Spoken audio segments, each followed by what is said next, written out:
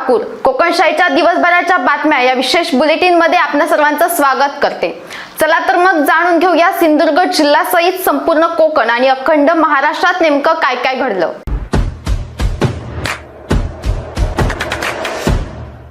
Car चालकाने दिलेल्या धडकेत पादचारी वृद्ध महिला गंभीर जखमी झाली। ही घटना आज दुपारी कोलगाव ITI परिसरात घडली। सत्यभामा कळंगुटकर वय 80 असे या महिलेचे नाव आहे। तिला अधिक उपचारासाठी उपजिल्हा रुग्णालयात दाखल करण्यात आले।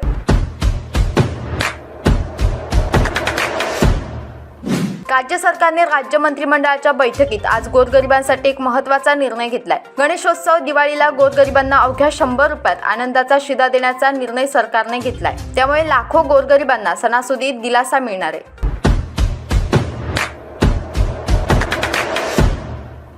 राजापुरातील महामार्गाचे काम अपूर्ण असताना टोल वसुलीचा प्रयत्न करण्यात येत असल्याने मुंबई गोवा महामार्गावरील हातिवले येथील टोल नाक्याची महाराष्ट्र नवनिर्माण सेनेच्या कार्यकर्त्यांनी तोडफोड केली आहे।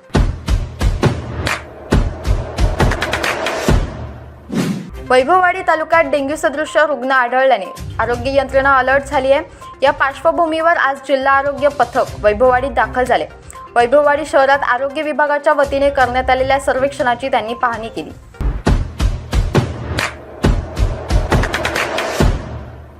राष्ट्रवादी काँग्रेस पार्टीचे सावंतवाडी तालुकाध्यक्ष पुंडलिक दळवी यांच्या वाढदिवसाच्या निमित्ताने सावंतवाडी नगरपालिकेच्या सफाई कामगारांना धान्य वाटप करण्यात आले।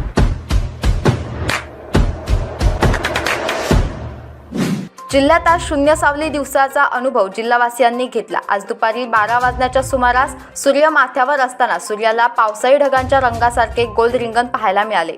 मोठ्या कौतुकाने लोक इमारतींमधून बाहेर पडत मोबाईलमध्ये हा क्षण टिपत होते।